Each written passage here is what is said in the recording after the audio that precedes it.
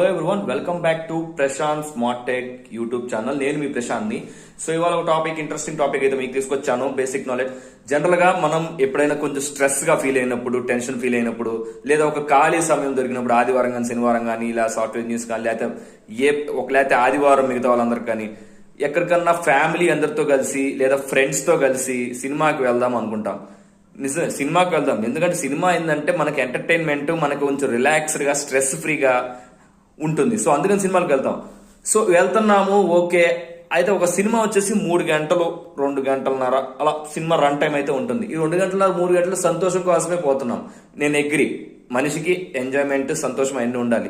దీంతో పాటు ప్రతి ఒక్క సినిమాలో లేదా వెబ్ సిరీస్ లో కానీ ఫైనల్ గా ఒక థీమ్ అండ్ మోరల్ ఉంటుంది. మీరు అది గమనించండి.